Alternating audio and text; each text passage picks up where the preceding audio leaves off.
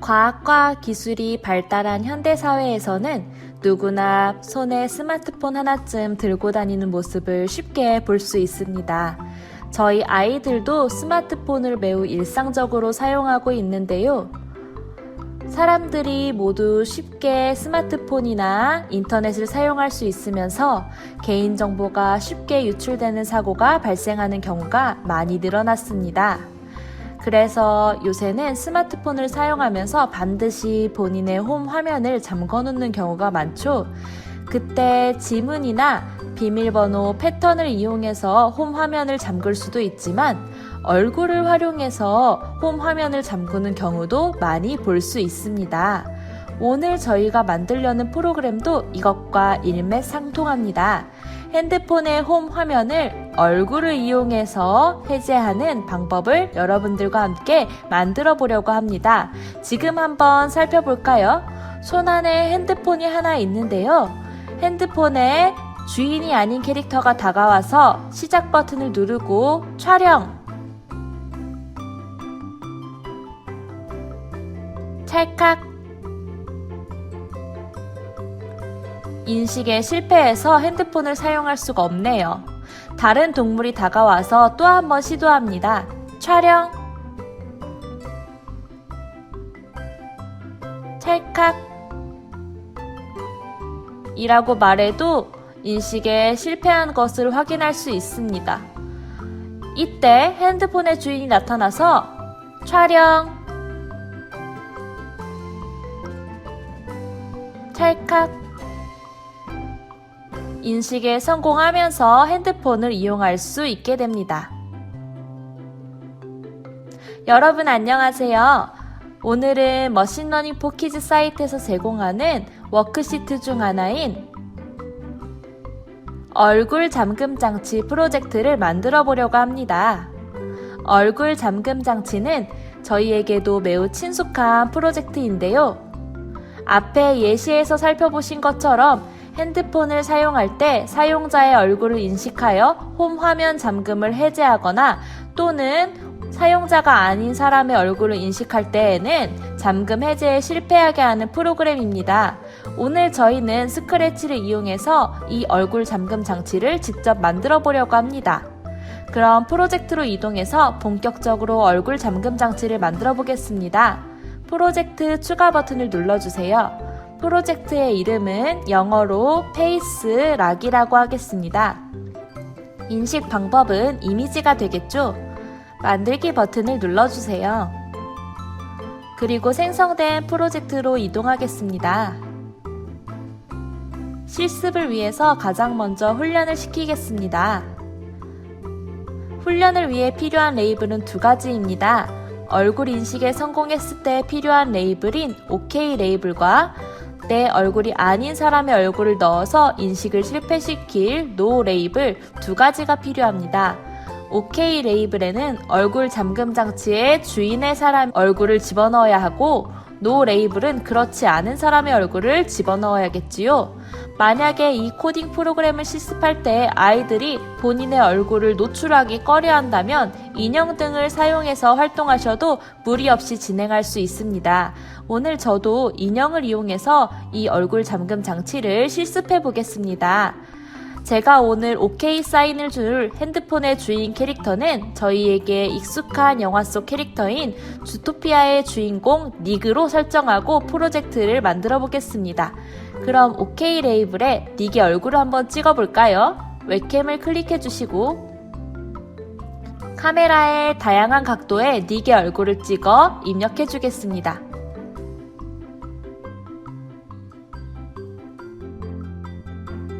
얼짱 각도도 한번 해주고요. 근접 사진도 찍어보겠습니다. 멀리서도 찍어보고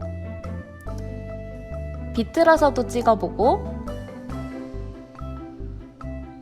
반대로도 찍어보고 얼굴을 좀 잘리게 해서도 찍어보고 정면으로도 찍어보겠습니다. 이렇게 10장을 찍고 나서는 No 레이블에 필요한 캐릭터들의 얼굴을 인식시키겠습니다. 닉이 아닌 사진이기 때문에 No 레이블에 해당되겠죠.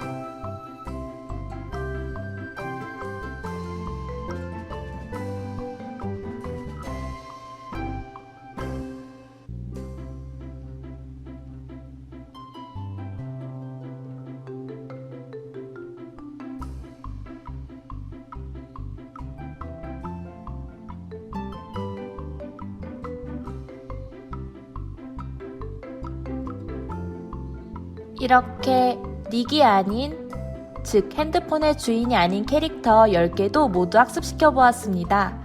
각 레이블에 필수적으로 필요한 10개의 학습 데이터를 추가했으니 프로젝트로 돌아가서 학습 및 평가를 시작해 보겠습니다. 새로운 머신러닝 모델을 훈련시켜 보세요 버튼을 클릭해 주세요. 그러면 이렇게 학습이 시작되고 있는 메시지가 뜨는데요. 이미지 학습은 시간이 오래 걸리기 때문에 바로 만들기로 들어가겠습니다. 프로젝트로 돌아가기 버튼을 클릭해 주시고 만들기 버튼을 클릭해 주세요. 그리고 스크래치 3로 이동하겠습니다. 스크래치 3를 열어주시고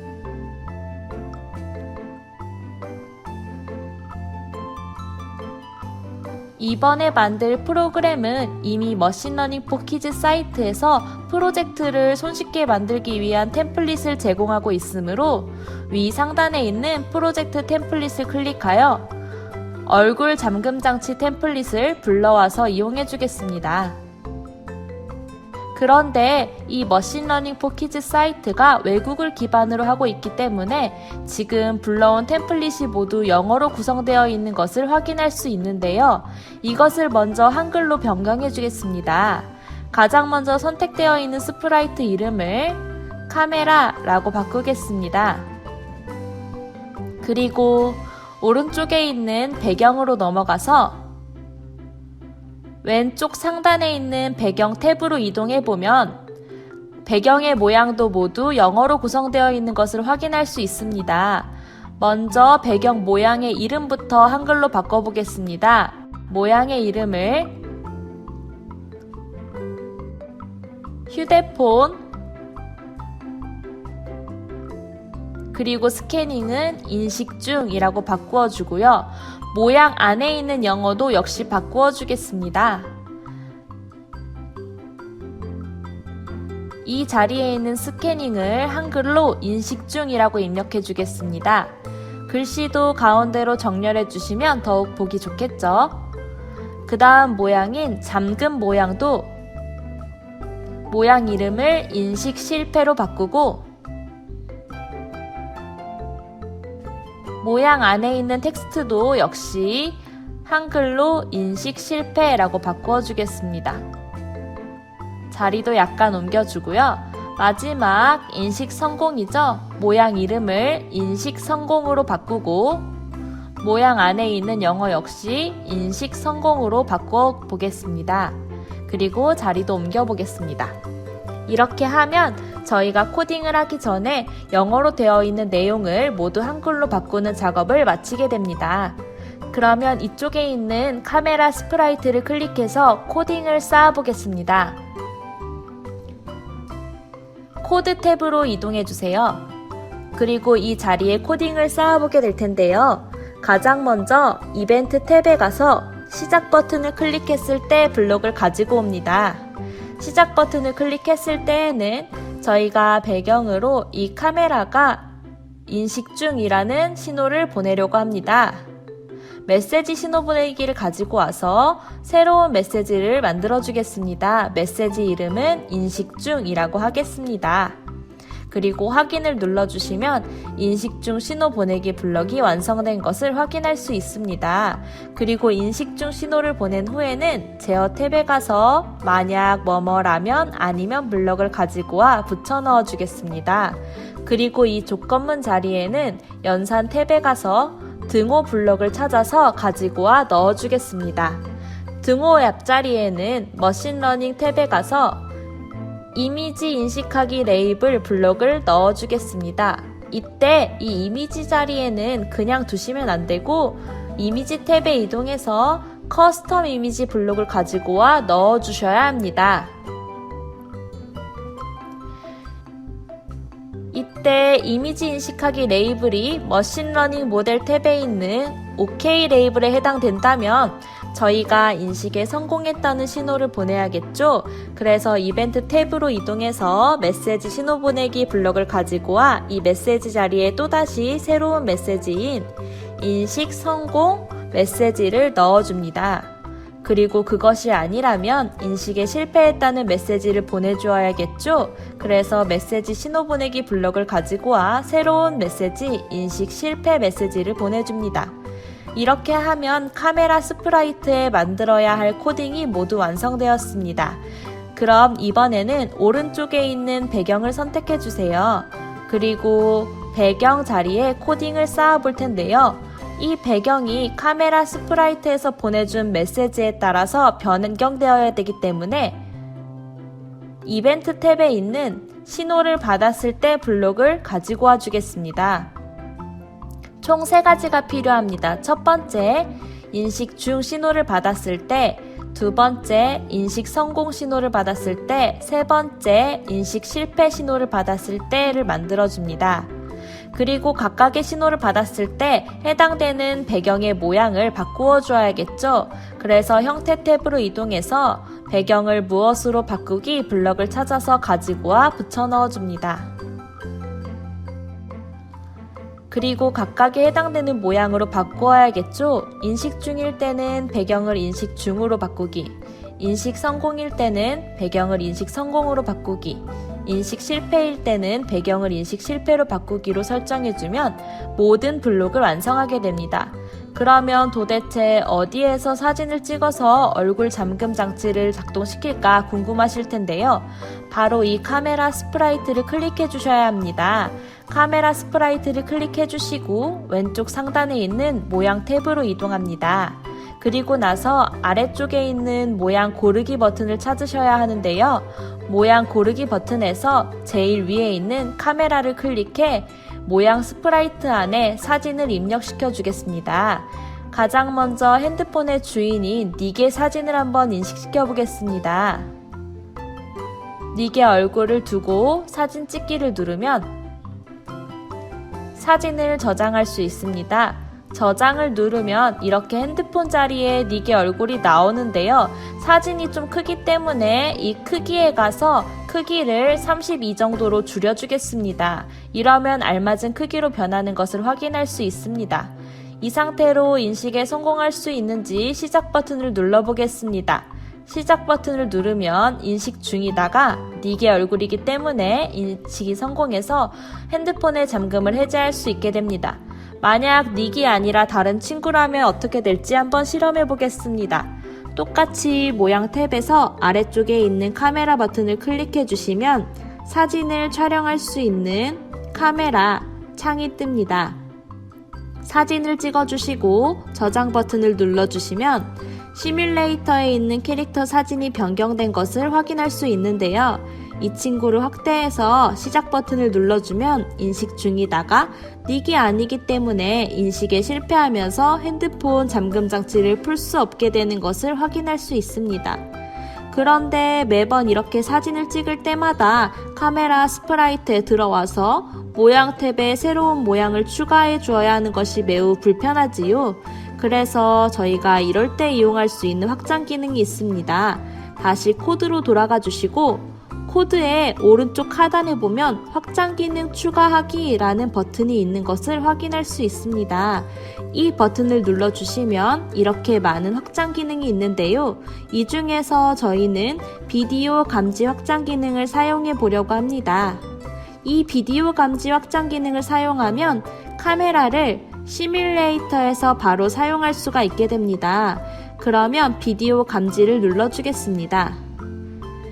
그렇게 되면 이렇게 비디오 감지에 해당되는 다양한 블록이 생긴 것을 확인할 수 있습니다.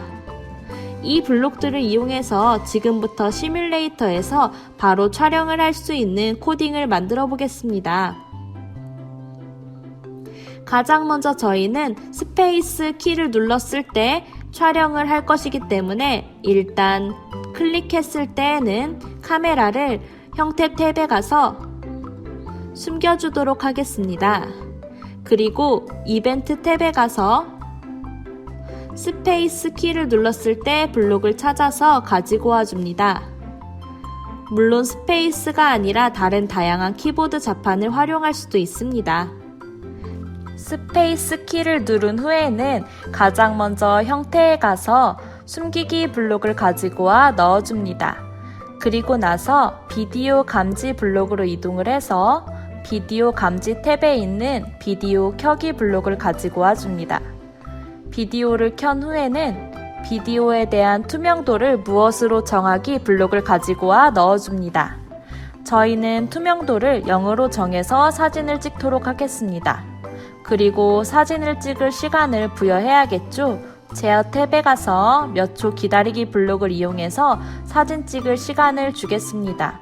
시간은 3초 정도로 하면 적절할 것 같네요.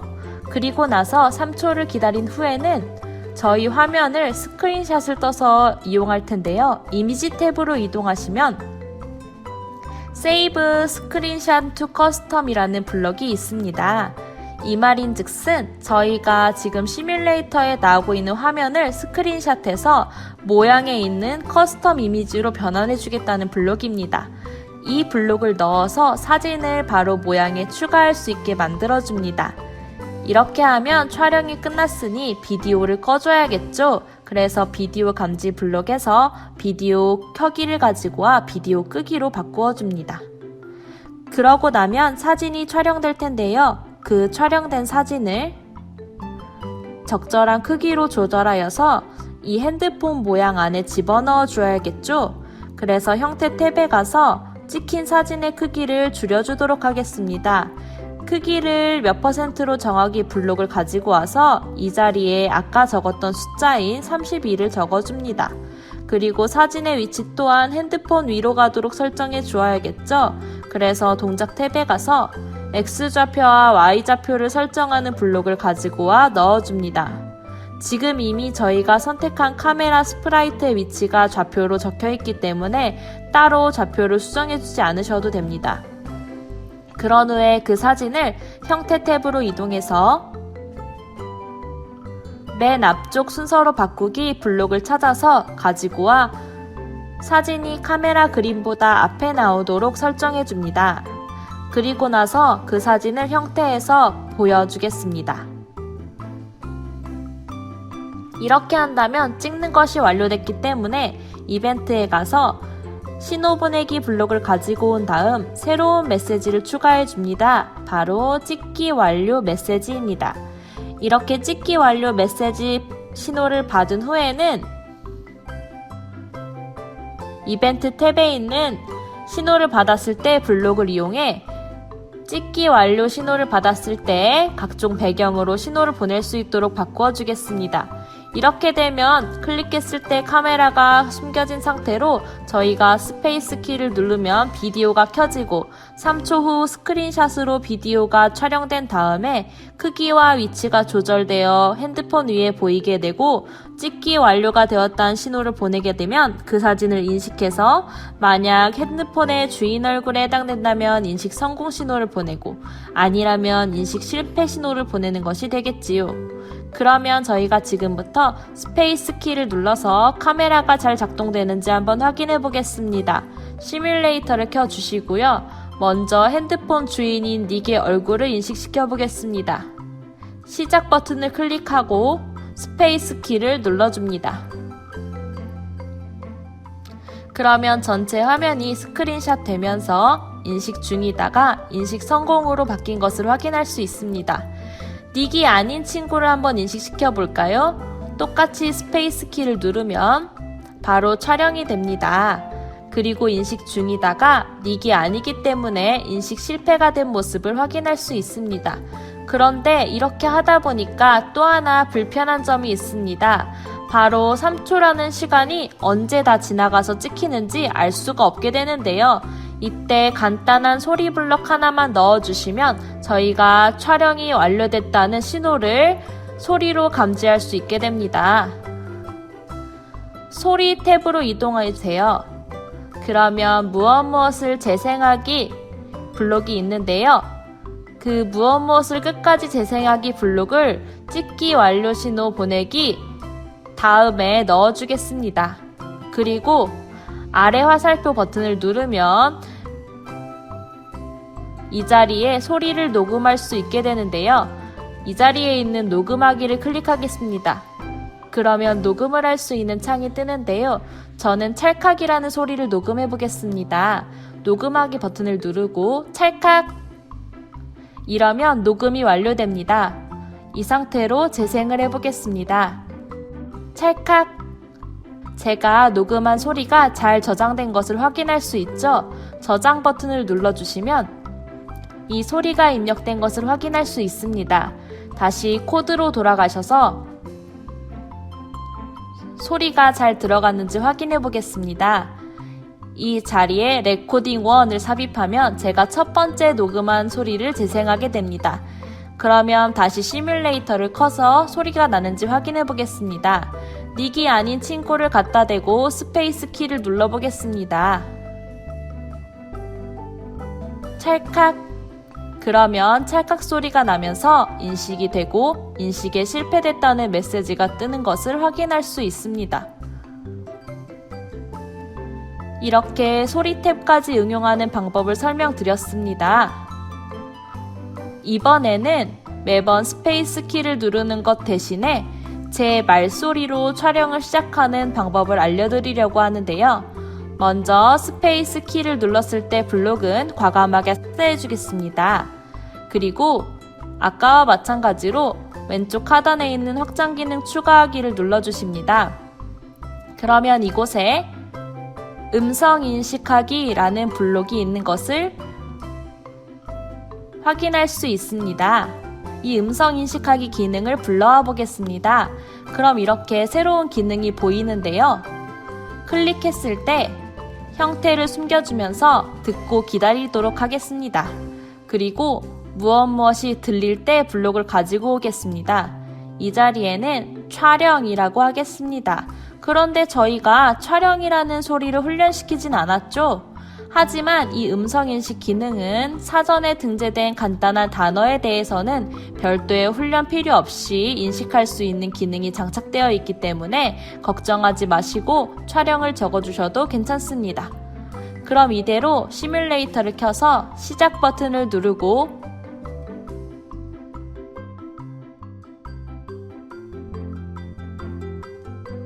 촬영 찰칵 이라고 말하면 카메라가 뜨면서 찰칵 사진을 찍고 핸드폰의 주인이 아니기 때문에 인식에 실패하는 모습을 확인할 수 있습니다. 그럼 이번에는 인식에 성공하는 모습을 보여드리겠습니다. 시작 버튼을 누르고 촬영 찰칵 핸드폰의 주인인 닉이기 때문에 인식에 성공한 것을 확인할 수 있습니다. 이런 식으로 몇 개의 블록만 바꾸어도 저희가 기본적으로 템플릿에서 만들 수 있는 것을 활용해서 다양한 버전의 얼굴 잠금 장치를 만들 수 있게 됩니다. 선생님들께서도 이렇게 기본적인 템플릿을 바탕으로 여러 가지 블록을 변경해 보면서 어떤 현상이 일어나는지 아이들과 함께 실험적이면서도 창의적인 버전의 프로젝트로 만들어 나가시면 더욱 도움이 되리란 생각이 듭니다. 오늘 함께 만들었던 얼굴 잠금 장치는 아이들이 개인정보를 보호하는 정보통신윤리 교육에도 활용할 수 있음을 꼭 기억해 주시고, 그럼 오늘 영상은 이만 여기서 안녕!